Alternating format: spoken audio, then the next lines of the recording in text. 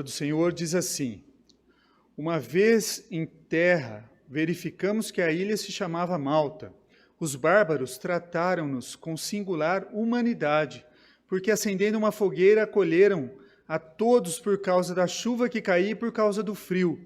Tendo Paulo ajuntado e atirado à fogueira um feixe de gravetos, uma víbora, fugindo do calor, prendeu-se-lhe a mão. Quando os bárbaros viram a víbora pendente da mão dele, disseram uns aos outros: certamente este homem é assassino, porque salvo do mar, a justiça não o deixa viver. Porém, ele, sacudindo o réptil no fogo, não sofreu mal nenhum, mas eles esperavam que ele viesse a inchar ou a cair morto de repente. Mas depois de esperar, vendo que nenhum mal lhe sucedia, mudando de parecer, diziam ser ele um deus. Perto daquele lugar havia um sítio pertencente ao homem principal da ilha, chamado Públio, o qual nos recebeu e hospedou benignamente por 3 dias. Aconteceu achar-se enfermo de disenteria, ardendo em febre, o pai de Públio. Paulo foi visitá-lo e, orando, impôs-lhe as mãos e o curou. À vista deste acontecimento, os demais enfermos da ilha vieram e foram curados, os quais nos distinguiram com muitas honrarias e, tendo nós de prosseguir viagem, nos puseram a bordo tudo o que era necessário. Até o versículo 10. Vamos uma breve palavra de oração. Senhor, tua palavra foi lida, Senhor, e nós temos estudado esse livro tão maravilhoso que mostra a obra do Espírito Santo, ó Pai, na vida das pessoas e o cumprimento da promessa da descida do Espírito Santo, Senhor. Faça, ó Pai, com que aprendamos mais de Ti nessa noite e possamos colocar em prática princípios extraídos desse texto. Oramos em nome de Cristo Jesus. Amém, Senhor. Você provavelmente já ouviu um ditado assim: você nunca terá uma segunda chance de causar uma primeira boa impressão. E há livros, há artigos, há coaches, há muitas pessoas trabalhando, ensinando como você deve proceder para causar uma primeira boa impressão. Eu peguei algumas dicas aqui dessas pessoas, de artigos, busquei. Eu vou listar algumas aqui. Vista-se apropriadamente, na dúvida, vista-se conservadoramente. Assuma uma postura que não seja muito relaxada, desleixada, nem tensa para a frente, não masque chiclete. Use gestos naturais, não aperte os punhos. Não brinque com a caneta, não brinque com seus óculos.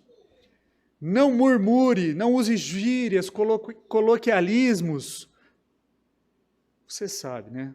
Seja positivo, evite tópicos negativos, evite ser hostil, lembre-se de sorrir. Ouça bem, mantenha o contato visual 90% do tempo. Responda as perguntas, mas não seja muito elaborado. Use o nome da pessoa com frequência. Tenha cuidado com o humor. Escolha suas palavras com cuidado. Você será julgado pelo seu vocabulário, pela sua gramática. Admito que são ótimas dicas, mas o perigo de você se preocupar tanto com essas coisas, você pode causar uma má impressão em quem está do outro lado. Há perigos, meus irmãos. Há perigos em colocar muito peso na primeira impressão. E esse texto a gente vê isso, o perigo da primeira impressão. Por quê? Porque eles chegaram na ilha de Malta após o naufrágio, nós estamos falando no inverno. Aqui a palavra que utilizada para bárbaro é os moradores da ilha. Bárbaro era a forma como eles classificavam aqueles que não falavam a mesma língua que eles. Então, eles chamavam todos que não falavam o grego ali de bárbaro. Tá? Então, qual que é o perigo, né, que nós vemos aqui? Eles tiraram impressões rápidas do apóstolo Paulo. Eles tiraram conclusões ao ver Paulo lá ajudando, a víbora grudando na mão de Paulo, achando que Paulo primeiro era um assassino, que ele iria morrer, e depois achando que Paulo era Deus. E Paulo não era nem assassino e também não era Deus. Mas os moradores tiraram conclusões rápidas pelo que eles viram. Eles não tinham convivência com Paulo, né? Malta era uma ilha que ficava a 80 quilômetros da Cilícia. Olha que interessante, aqui nós estamos vendo o cumprimento, né, de Atos 1:8, mas recebereis de vós o Espírito e vocês serão minhas testemunhas, na Judéia, Samaria, até os confins do mundo. E nós estamos vendo o cumprimento da profecia, da descida do Espírito Santo chegando. Paulo foi um dos pioneiros, um dos que se esforçaram para o cumprimento da palavra de Deus. Ele estava dedicado. E eles estão quase chegando na Itália. Aliás, Malta pertencia à Itália e era dominada pelo governo italiano já. Ela ficava a 80 quilômetros, então, da Cilícia. É uma ilha não tão comprida, 27 quilômetros de comprimento, 14 de largura. E os 276 homens que naufragaram, eles chegaram à costa, sem saber aonde eles estavam. Então, eles ficaram assustados a princípio. Por quê? Porque quando os náufragos, quando chegam numa ilha, numa costa, eles poderiam ser acometidos como escravos, como servos, dependendo de onde eles estavam. Mas quando eles chegaram, eles já foram bem acolhidos, foram bem recebidos. E isso aqueceu. E eles viram que era uma ilha dominada por Roma. E isso já acalmou aqueles homens. Então, em vez de hostilidade, eles receberam o quê? Graciosas, né? As pessoas foram graciosas, foram gentis para com aqueles náufragos. E as pessoas que naufragaram, eles estavam aqui molhados, né? Porque tiveram que nadar até a costa. E nós estávamos na época do inverno. Chuva e frio. Então, o que os moradores da ilha fizeram? Vamos preparar uma fogueira primeiro para aquecê-los. E aí Paulo não se desdobrou, Paulo já foi, eu vou ajudar. Paulo tinha o coração na obra, no serviço. Paulo não ficava parado. Paulo se dispunha a servir. E ele foi lá e começou a juntar gravetos para acender a fogueira. E ele foi, e quando, de repente, uma víbora, uma serpente, uma cobra grudou, picou a mão de Paulo, e ele chacoalhou, ela caiu no fogo. E aí tudo, essa primeira impressão. Primeiras impressões, muitas vezes, são enganosas. A gente só vai conhecer verdadeiramente uma pessoa quando nós convivemos com ela, quando nós gastamos tempo com ela. Você vai conhecer verdadeiramente seu cônjuge quando você, é um ditado, né? Quando você acaba o primeiro pacote de sal, né?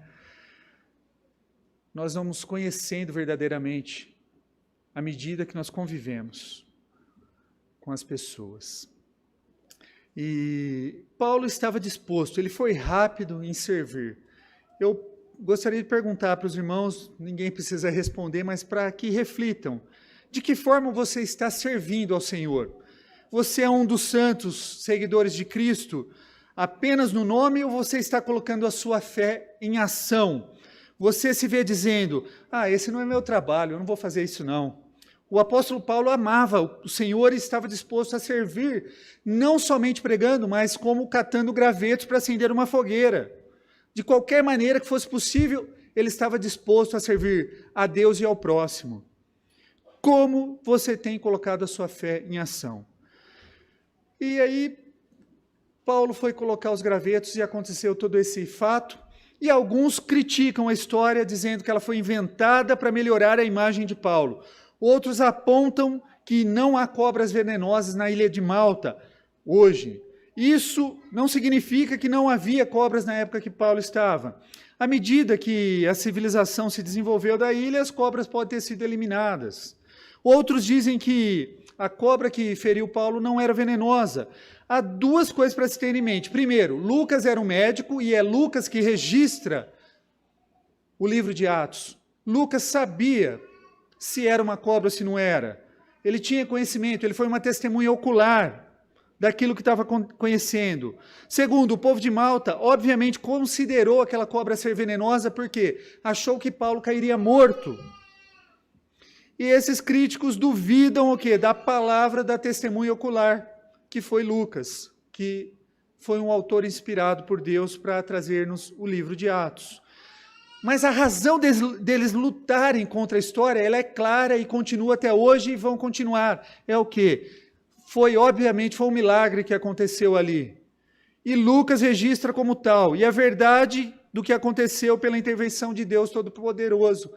E as pessoas, a humanidade não quer aceitar um Deus soberano, um Deus que realizou milagres e ainda realiza milagres. Eles não aceitam esse Deus. Não é mais um meio ordinário que Deus faz, mas Deus ainda realiza milagres. Nós não podemos engessar Deus.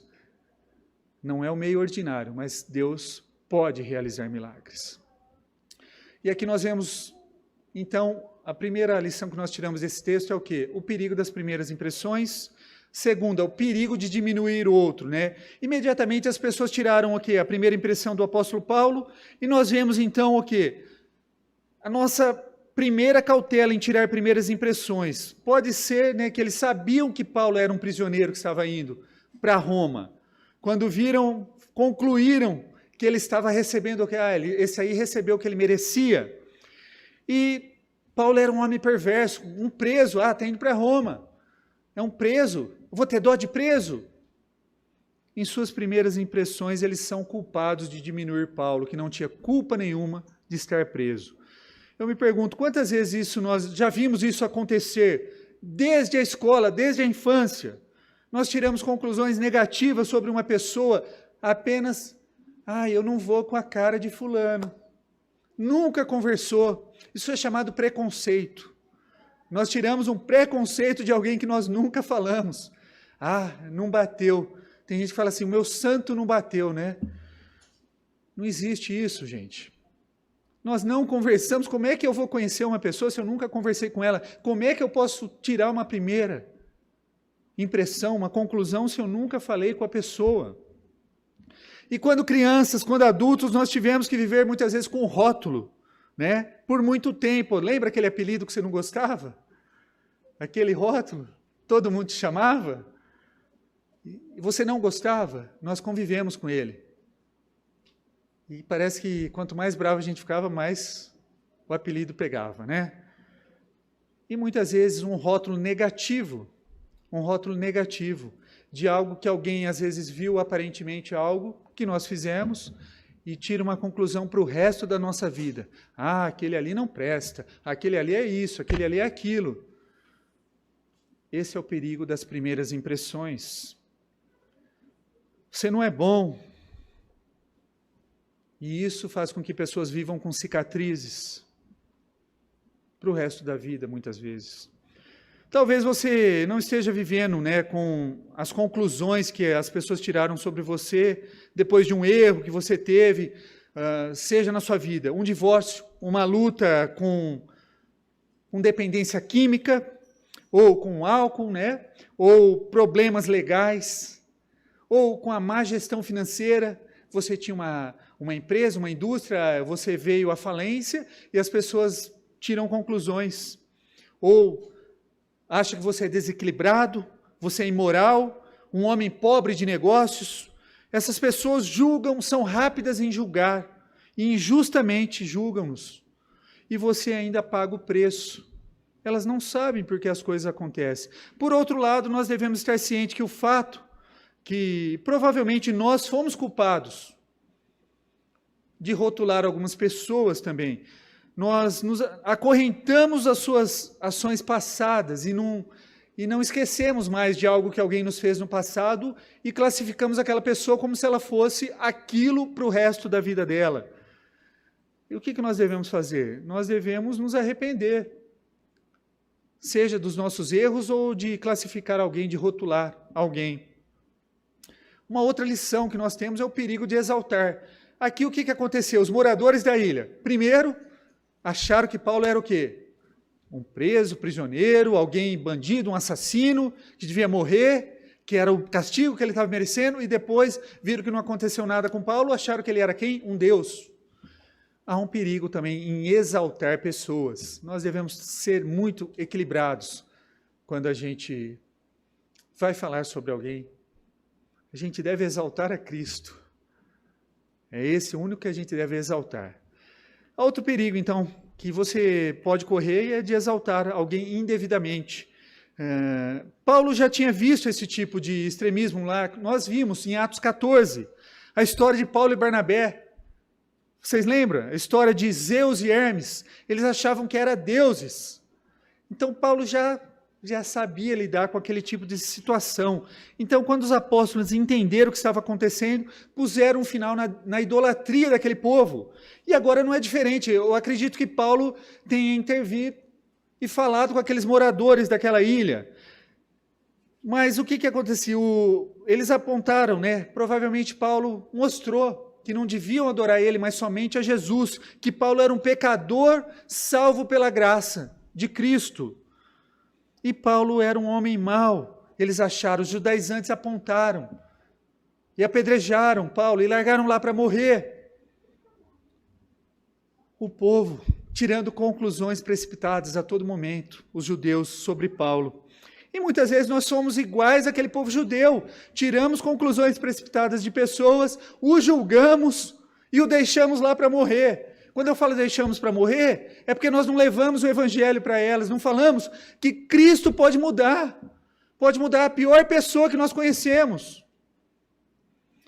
Eu lembro, eu era porteiro do seminário, onde eu estudei, e sempre passava um moço, um dog walker, que cuida desses animaizinhos de cachorrinho, passeava com o cachorro, e eu sempre dava um copo d'água para ele, conversava um pouco para ele. De repente, eu ouço uma notícia lá no jornal das 5 horas, preso o estuprador da tesourinha. Quem que era? Era aquele homem que parava todos os dias lá na porta do seminário.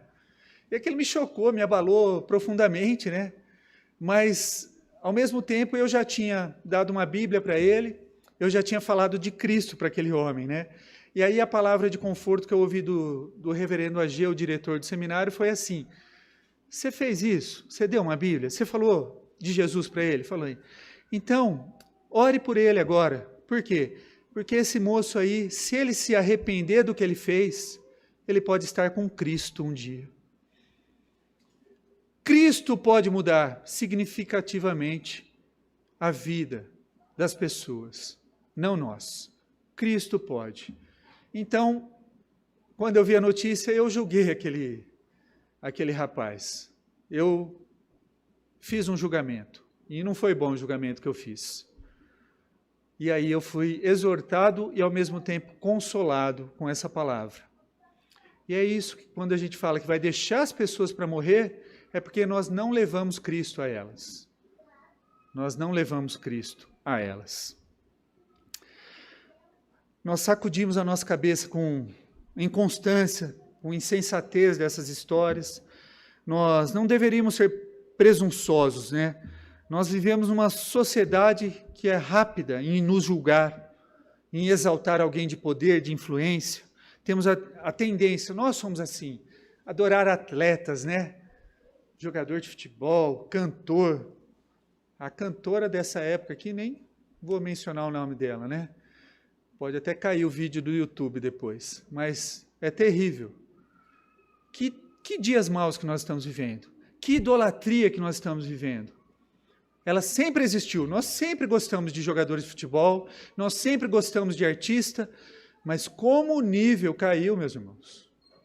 Como nós temos nos rebaixado, como a nossa cultura está longe de Deus.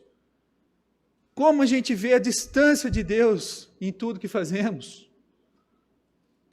E nós temos essa tendência de exaltar pessoas. É natural do ser humano de criar um ídolo. Algumas pessoas chegam ao ponto de cortar o cabelo, se vestir igual o atleta. Eu lembro na Copa de 2002, né? O que apareceu de criança com o corte do cascão era uma coisa impressionante. Com aquele toquinho de cabelo assim aqui, né? Para mim, eu idolatrei também aquele jogador lá. Para mim, foi o melhor jogador que eu vi jogar. E eu gosto de futebol, eu gosto de falar de futebol. Os irmãos sabem disso. A gente tende a criar ídolos. Nosso coração, como dizia João Calvino, é uma fábrica de ídolos. Mas nós devemos saber a diferença, né? a diferença de gostar e, de fato, adorar como nós adoramos somente a Deus. A Bíblia chama isso de idolatria, né, meus irmãos? A Bíblia conta sobre a vinda do anticristo também. Essa pessoa vai ascender de uma posição de destaque no mundo. Eles serão capazes de fazer isso, por quê? Porque somos pessoas demasiadamente dispostas a cair por uma palavra bendita, uma pessoa inteligente, por um bom trabalho, uma boa relação pública. A Bíblia nos adverte que os falsos mestres vão se infiltrar em nossas vidas, em nossas igrejas. Nós seremos seduzidos pelas aparências. Nós devemos tomar cuidado. Lucas 18, lemos a história de um homem chegando a Cristo e dizendo: bom mestre, o que eu devo fazer para herdar a vida eterna? Sabe qual foi a resposta de Jesus? Por que você me chama de bom? Ninguém é bom senão Deus. Jesus, aqui, ele não estava dizendo que ele não era bom, ele não estava negando a sua própria divindade. O que Jesus estava fazendo era repreendendo aquele homem por chamá-lo de bom, quando nem sequer ele o conhecia, ele não tinha um relacionamento com ele. Quando usamos o termo bom, grande, excelente, extraordinário, incrível, fantástico sobre pessoas, sem conhecê-las, o que nós estamos fazendo? Banalizando a bondade, a excelência, a santidade, a majestade, a grandiosidade de quem? De Deus. Quando nós usamos esses adjetivos para as pessoas. É isso que nós estamos fazendo. Banalizando. Então nós devemos lutar para chegar à verdade. Como evitar então falsas conclusões, meus irmãos, seja elas boas ou ruins, sobre outra pessoa? A vida é confusa, nós recebemos mensagens confusas. Propagandas políticas agora vão começar, né? Daqui a pouco. Já começaram, né? As pagas. Daqui a pouco começa a gratuita. Aí você vai falar, aquele lá é o homem da nossa vida, é o homem maravilhoso. Vai ser o melhor líder do mundo, aquele ali. É o líder que nós precisamos. Na outra propaganda, aquele mesmo homem vai ser filho de Satanás. É isso que vai aparecer agora. Como nós vamos classificar todo esse bombardeamento que nós vamos sofrer?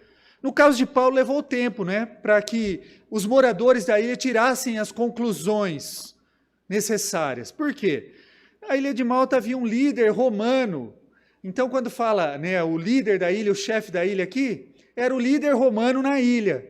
Públio era o nome desse homem. Públio, o que ele fez com aqueles náufragos? Falaram, vem para minha casa, vem para o meu sítio, eu vou acolher vocês por 3 dias. E nisso Paulo foi. E quem estava sofrendo? O pai de Públio. Disenteria, uma febre muito forte. E aí Paulo, orando, impondo-lhe as mãos, curou o pai de Públio. Muitas pessoas da ilha ficaram sabendo, correram para receber a cura e foram curadas. E a glória de Deus foi manifesta naquele lugar. E aí nós vemos o cumprimento de Atos 1:8. Judeia, Samaria, até os confins da terra. E os homens que ficaram em Malta ficaram por 3 meses. Por quê? Porque era inverno, não tinha. Imagina o mar ali naquela época, todo nebuloso, impossível de navegar em segurança. Então eles esperaram o inverno passar. Possivelmente eles esperaram fim de novembro, dezembro, janeiro, fevereiro, final de fevereiro, talvez março, foram quando eles partiram da ilha de Malta, no inverno, no hemisfério norte. Foi esse período que eles ficaram por 3 meses lá. Se aprendemos alguma coisa com o apóstolo Paulo, estudando o livro de Atos, meus irmãos, é que Paulo nunca perdeu uma oportunidade de compartilhar a sua fé. Em todos os momentos, ele servia e compartilhava o Deus que ele servia. Durante esse tempo em Malta, Paulo certamente encorajou as pessoas que ele era um servo de Deus e um pecador salvo pela graça de Deus. Enquanto nós tentamos ser justos uns com os outros e esperamos que os outros sejam justos conosco, nós vamos o quê? Precisamos manter alguns princípios na nossa mente. Vamos ver alguns deles. Primeiro, gente, nós precisamos lembrar sempre disso. Nem todo mundo vai gostar de nós. Isso é um fato e acabou. Nós não vamos agradar a todos. Seja a posição que nós ocupemos, não vamos agradar a todos. Se você passar sua vida tentando impressionar os outros, você vai se frustrar. Por quê? Quando tentamos tornar a nossa vida, o que os outros querem que nós sejamos, nós vamos ficar frustrados, a nossa vida vai ser frustrante. Nós vamos perder a nossa identidade. Segundo lugar, fatos e tirar conclusões desses fatos são coisas diferentes. Você pode dizer, eu vi uma pessoa no bar do Nelson e lá tinha um monte de bebidas em cima. A outra coisa é você tirar uma conclusão que aquelas pessoas têm problemas com bebidas. Eu vi lá, estava todo mundo bêbado. São coisas diferentes do que você falar e ver as pessoas com bebidas em cima da mesa. Você falar que as pessoas têm problema com bebida, são coisas diferentes. Uma coisa é dizer que você conversou com uma pessoa e ela ficou extremamente irada, chateada. Nós sabemos que o que mais estava acontecendo, nós não sabemos se a pessoa estava passando por problemas ou não. Às vezes nós cruzamos com pessoas na rua, as pessoas às vezes são ásperas com a gente não sabe o que está acontecendo ali no momento, no local, e a gente já emite um julgamento daquela pessoa. Nossa, como a pessoa falou comigo, nunca mais volto naquela igreja lá. Não quero saber dessas pessoas não, mal educadas. A gente é rápido em julgar as pessoas. Ou uma coisa é dizer, um aluno que tem um problema com uma disciplina, e, esse aí tem déficit de atenção, nunca vai aprender. Julgar mais uma vez. Aprendizagem, gente. Pessoas diferentes são boas em coisas diferentes. Nem todo mundo vai ser bom na mesma coisa. Graças a Deus por isso. Tá? E por aí vai. Nós poderíamos ficar falando uma lista de coisas aqui que nós somos rápidos a ver um fato e emitir um julgamento errado. Devemos, então, nos esforçar para não tirarmos conclusões até termos os fatos concretos. Terceiro, precisamos o quê? Lembrar que pessoas falham assim como nós falhamos. Todos nós temos dias ruins, nós tomamos decisões boas e ruins, esperamos que as pessoas nos deem o benefício da dúvida. Nós devemos também dar o benefício da dúvida para as pessoas. Às vezes nós colocamos exigências surreais para quem está perto de nós. Nossas esposas, nossos maridos, nós queremos o quê? Que eles adivinhem o que nós estamos pensando. Mas você não sabia? Nós tomamos decisões, achamos que nossos filhos têm que concordar com o que nós queremos para a vida deles, que eles não podem ter uma opinião contrária à nossa. Quantas histórias você não conhece que o filho fez o curso que o pai e a mãe queria, a hora que ele acabou, falou, toma mãe, seu diploma, agora eu vou ser feliz, vou fazer o curso que eu gostaria de fazer. A gente conhece histórias assim, a gente é precipitado, a gente exige coisas contraditórias. Né? Você quer que o pastor pregue sempre um grande sermão, ou que ele esteja sempre numa visita oportuna, ou que os nossos irmãos em Cristo estejam sempre aptos a nos receber, seja qualquer situação que for. Nós não podemos ter dias ruins, a gente acha que as pessoas não podem ter dias ruins, elas têm que sempre estar prontas para nos atender e nos receber a qualquer momento. E isso é surreal, meus irmãos, não existe. Todos nós vamos ter dias bons, dias ruins. Quarto, todas as pessoas têm uma reputação da qual elas não querem se lembrar. Algo ruim do passado, que você não gosta nem de falar. Todas nós temos. E talvez você tenha essa reputação de ser irritado, ser indiferente, arrogante, crítico. Talvez os outros pensem que você é um imoral, antiético, mau, chato, tímido, etc. É possível que em algum momento da sua vida você merecia essa reputação. Mas o tempo passou, você mudou, Cristo te transformou. Mas as pessoas guardaram aquela primeira impressão que tiveram de você.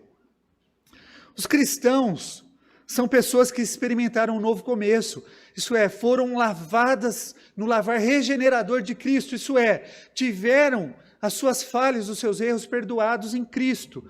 Nós cantamos aqui com o coral, nós cantamos aqui com um grupo de cânticos, eu sei que foi pago um alto preço, para que contigo eu fosse um, meu irmão. Nós cantamos isso, mas não vivemos isso. Nós precisamos viver isso e entender que o passado, por mais ruim que tenha sido uma pessoa, ela pode ser transformada em Cristo. Em Cristo ela pode ser transformada. Em Cristo. Há alguém na sua vida que você pré-julgou? Ou que você tenha cancelado? Sem realmente dar-lhes uma chance? Que você está mantendo de refém no seu passado, aquilo que ele fez lá atrás, você traz ainda até hoje, que você não lançou perdão sobre isso. Onde está o amor de Cristo sobre você? Onde está o perdão? Onde está a misericórdia? E finalmente nós lembramos que uma primeira impressão e um relacionamento são coisas diferentes. Uma primeira impressão ela é impulsiva e requer o quê? Um julgamento rápido. E um relacionamento leva tempo. Para você ter um relacionamento com alguém, você precisa passar tempo com a pessoa, entender a sua personalidade, suas necessidades, as suas feridas, os seus pecados. E isso leva tempo, e leva muito tempo. Relacionamentos são preciosos. A primeira impressão, ela pode ser superficial. Às vezes a primeira impressão está certa, nós acertamos, mas podemos errar também. Eu espero que, irmãos, nesse texto breve, depois você leia com calma em casa esses 10 versículos e veja o que esses homens fizeram em relação ao apóstolo Paulo. Tenha algo prático e útil na vida de vocês. Mas há mais uma coisa antes de seguirmos. Pode ser que você esteja tendo problemas com sua vida espiritual, por causa das primeiras impressões que você teve o quê? De Jesus. Você concluiu que Jesus é indiferente porque alguns cristãos que você conhece são indelicados e insensíveis com você. Ai, credo, eu não quero ir naquela igreja, não. Ah, só tem gente metida lá. Ah, só tem gente aquilo, só tem gente desse jeito. Foi uma primeira impressão errada, talvez, que você teve. Concluiu que Deus não gosta de você porque a sua vida tem sido muito difícil desde o começo. Você só passa perrengues. Ah, você acha que eu vou acreditar em Deus diante de tudo que eu tenho passado? Talvez você acredite que o cristianismo seja o quê? Um monte de regras. Antigamente, quando eu era criança, meus amigos pensavam que era isso. Ah, você pode isso, não pode isso, pode, não pode. Tem gente que acha que o cristianismo é isso, porque não entendeu. Não entendeu a maravilhosa graça de Deus. O cristianismo vai muito além. O cristianismo muda a cultura, muda uma sociedade. Vai muito além de regras, pode, não pode. Talvez você esteja... O cristianismo está preocupado com vidas e não com regras. Com almas perdidas, com vidas regeneradas. Esse é o verdadeiro cristianismo. Talvez você esteja assistindo televisão demais e acha que toda a igreja é igual. E aí, quando você vê aqueles programas na televisão, você vai achar que todas as igrejas são igrejas que estão dando golpe em pessoas. Por quê? Porque você não conheceu as igrejas direito. Se é aqui que você está, por favor, ore de novo. Pare. Procure conhecer. Procure se aproximar. Trabalhe para superar a sua primeira impressão, aquela errada que ficou. Olhe além dos rótulos cristãos que estão no mundo. Olhe além das suas circunstâncias. E digo mais, olhe para Jesus. Não olhe para homens. Os homens falharão. Os homens errarão. Os homens vão pecar. Pastor vai pecar, presbítero vai pecar, diácono vai pecar, os membros vão pecar. Nós não vamos ser perfeitos, irmãos. O único perfeito foi Cristo. Cristo viveu sem pecado.